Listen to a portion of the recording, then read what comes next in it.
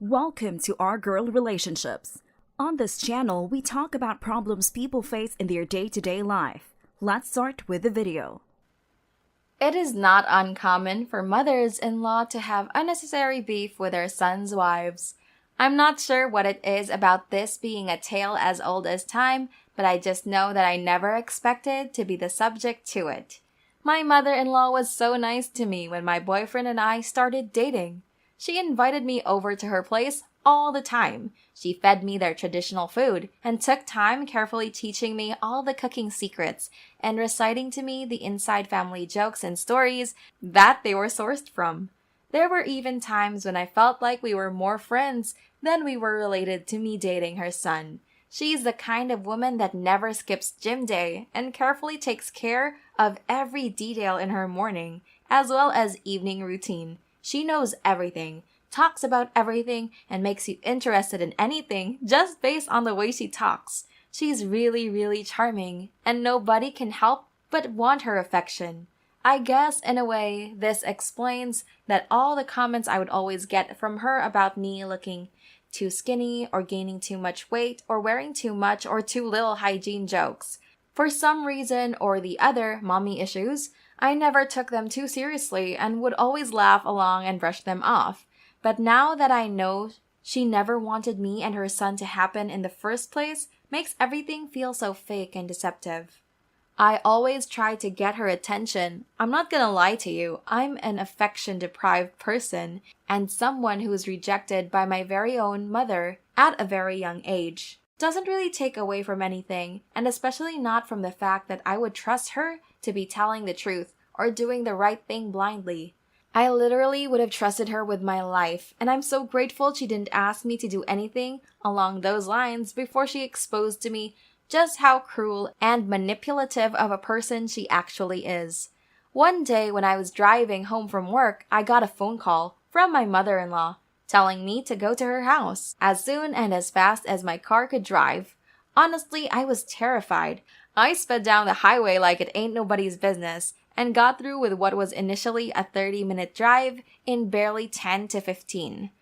I hysterically knocked on her door, seeing as she hung up on me really abruptly, and I was more than ready to break it down however I found it possible. I even contemplated calling the cops as I was speeding down the highway. When I got to the house, I heard her scream, "The door is open!" And I walked in and found her on the couch, watching the remote. She very seriously asked me to please get her a glass of water and turn off the light. As anticlimactic as that was, I saw a look of psychoticness and chaos in her eyes that genuinely terrified me into submission. I got the water, turned off the light, and walked out of there in absolute shock. She was never the kind of person to pull off jokes, and never one for pranks or unseriousness, and even her tone of speech that day was nothing remote to a joke. I was terrified. I literally remember getting into my car, calling my then fiancé, and breaking the F down. It was at a time in my life when I was going through a lot, and her pulling whatever the F rush and then plunge of adrenaline that was pushed me off the brink of collectiveness. That was a started point. That was a few months back, and everything about my relationship with her changed ever since. She's no longer the warm, caring, and loving woman that I always loved to hang around, but my feelings of wanting to be accepting and loved by her never went away, which left me in this really awkward position where I didn't know if it was the time to cut her off or if she herself was going through something that I would be considered a hero in her eyes for helping her through and sticking by her side. Looking back at things now that I've broken off my engagement to my high school sweetheart because of her, I also have a psych degree, which means that when I look back at things and see the way she was treating me and the way I was reacting to her manipulation, I can professionally and safely say that it was a textbook version of somebody with a borderline narcissistic pattern of behavior, stumbling across someone who's emotionally vulnerable and impressionable and suffered from the absence of a safe and strong support system. I was a perfect victim for her, and she knew exactly what to do with it. It was truly disgusting.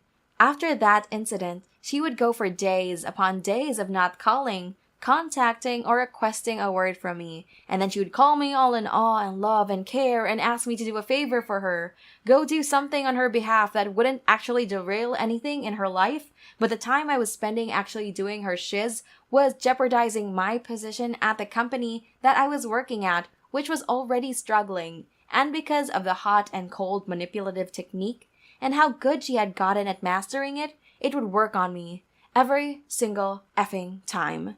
I knew she was manipulating me, and I would feel the closest thing possible to post-nut clarity after catering to her requests, but I still did everything for her. She's a monster, and I'm sorry for going on a rant about it, but it really damaged me, and it's going to take me a long-ass time to heal myself before I learn to heal other people. But at least one thing about her is that she's not a liar. She's not the type that would shy away from telling you the most cruel of things. She was ruthless, and she would do what it takes, when it takes, no matter who it ruins. That's basically the logic she put behind breaking apart the relationship my fiancé and I had, who, unlike her, isn't all that fond of the idea of absolute honesty. It would be a bit difficult to believe that someone that hid their secret child from me for all of our relationship and never even mentioned anything about knocking anybody up for over 6 years. He lied to me times and times again about the reason why he didn't want to get the law involved in our marriage.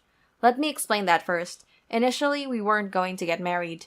Both of us grew up in what can only be considered as disasters for marriages, and neither one of us fancied the idea of being legally and religiously tied to one another when the relationship should be independent from all of that.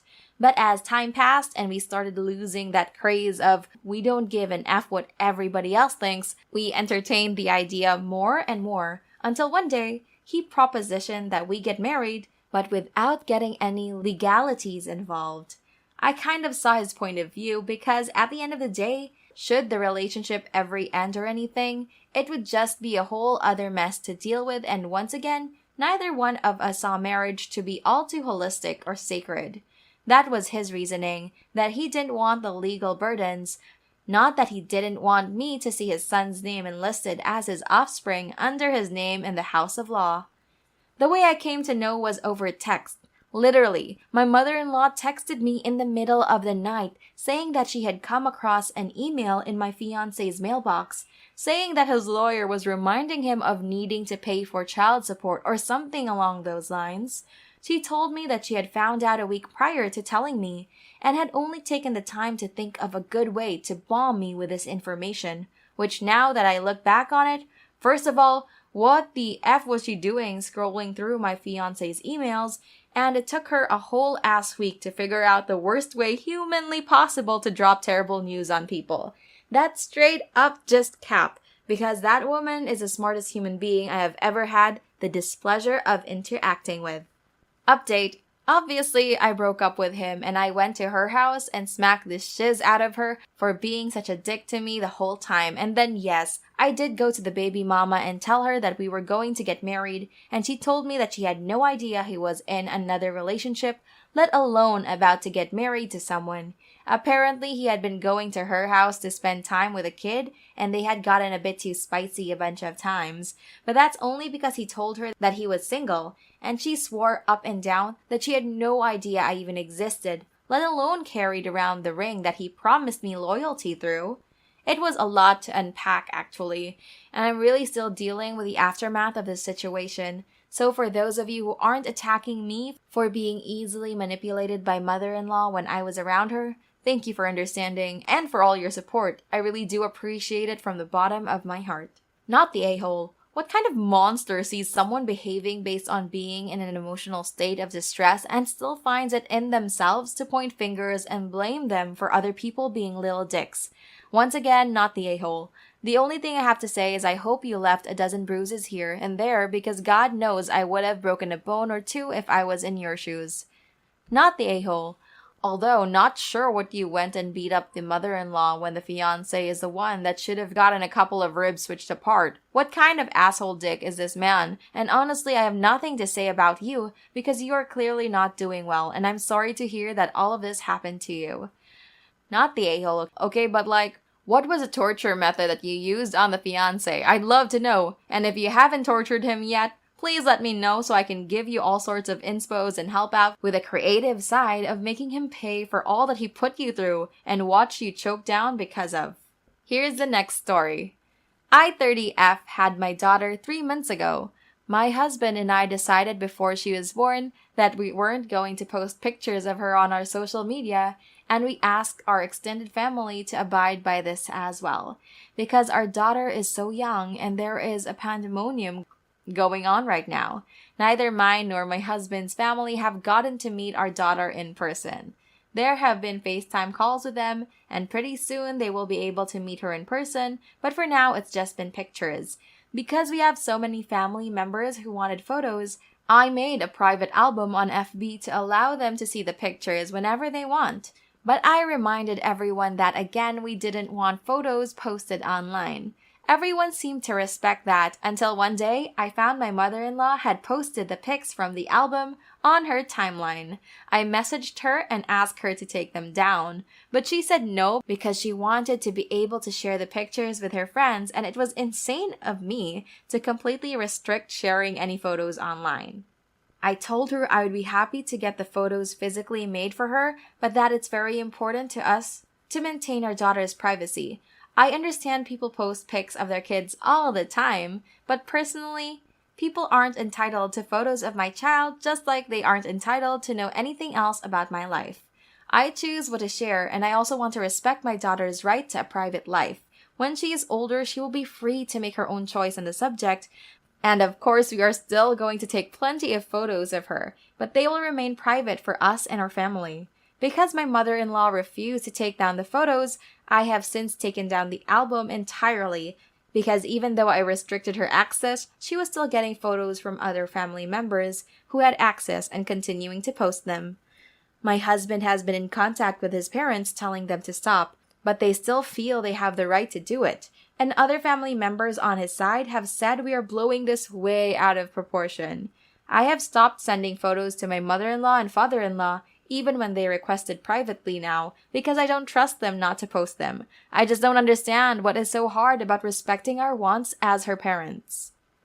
Not the a-hole, and this makes me so mad. Congrats on your sweet babe, by the way. We also have a new 4-month-old and have the same social media rules. If she grows up and decides she wants to be an ass model on Instagram, I guess I'd deal with it. But until she's old enough and can consent, I don't want her face all over social media. Not to mention that a lot of boomers are so reckless on freaking Facebook. So it was a hard no for me with my parents and in-laws. They all got on board a little fuss, but we didn't give a shiz. Not the a-hole. I'd also report the post to FB and tell them that this is a photo of your child that the individual does not have the right to post, and they need to remove her posts containing any pictures of your child. Provide them links. Their entitlement is disgusting. She's not respecting your right to parent your baby in the way you wish, and if not stopped in her tracks now, will run over you in other areas regarding your child as the baby grows. Talk to your husband and make sure he shuts this behavior down now, so they understand that any disregard of your parenting wishes will never be tolerated. Their grandparent right do not in any way overrule your rights as your child's parents. Not the a-hole. My ex-wife used to overshare every moment of our lives on Facebook. And my stepdaughter was absolutely furious that her life was made public for absolute strangers. Even as a preteen, she would beg her mom not to share her photos online, and her mom would completely dismiss her concerns. It invalidated her feelings, betrayed her privacy, and to this day, she has very little trust in her mom to be private and discreet. In your situation, not respecting the privacy of a 4-month-old and your request as a parent is no different than betraying the trust of a 14 or 40-year-old. These small deeds say big things about a person's lack of character. As much as it sucks, stop sharing photos altogether. When one person doesn't play as part of the team, everyone loses. Next story. My 24F boyfriend Jake, 27M, and I live together with my son Carter, 2M. We've been together about a year and a half. They bond great, and I love watching their relationship grow. They go on a lot of adventures together, and all I ask is that I get a heads up if they're going to be gone long or far away, and that he answers his phone when I call. I know that sounds controlling, and yes, I do trust Jake with my life, But when Carter was 7 months, Jake and I had been dating a few weeks at that point, his biological father came for a visit and never brought him back. He doesn't have any custodial rights, and he's not even signed on the birth certificate. We set up visits ourselves to be cordial and never had a problem until that day. It took 2 weeks for the police to track him down and get my baby back. It really traumatized me. I honestly thought I would never see my baby again. Ever since then, I've been very protective. Even when my mom or my sister babysits, I call them constantly. Since Jake was in my life when that happened, he's usually very careful about respecting my rules. But last week, there was a carnival a few cities away, about 2-hour drive, and Jake took Carter to it without me knowing. When I came home and no one was there, I assumed they went to the store and didn't worry. After an hour, I called and no answer. After about 3 hours of no answered calls or texts, I'm shaking and crying, and no one else knew where they were when I called around. I was on the phone with the police when they walked in. I screamed, "What the F is wrong with you?" at Jake and grabbed Carter and locked myself in the bedroom. I cried all night. Jake doesn't get why I'm upset. My parents think I'm overreacting. My family thinks I'm overreacting and says it's not like they went out of the country. I understand I shouldn't have yelled or cursed at him, but I feel like my feelings are valid and are being minimized. I tried telling Jake I'm not angry with him for spending time with Carter, more so the fact that I couldn't get in touch with him and no one knew where he was. But now he's being petty and loudly announces when they leave, like, "We're going to the store, don't call the SWAT team." I apologized for speaking disrespectfully, but I don't think I have to apologize for that entire incident basically being a trigger for me. Edit to add info. I am in weekly therapy. I usually never blow up like that, but I was so worked up. Also, to clarify, when I meant I call my family constantly, I meant on a constant basis. Like if he's been there for a few hours, I call to check. I don't wait by the phone redialing, lol. But thank you for everyone for the insight so far. I'm trying to reply as much as I can. Not the a-hole. Our kids are tweens, and I always text my husband when we go out, unless it's just to drive through somewhere and come right back, or to run an errand. I can't imagine even thinking I could take off with him for a whole day without him knowing where we are. Your boyfriend isn't even your kid's parent, or even your fiancé. He didn't even pick up the phone. That's shocking. I would be livid. And the fact that he's now making fun of you for it is worrying. It's like he thinks he has just as much right or more to your child than you have, and or he likes seeing you upset and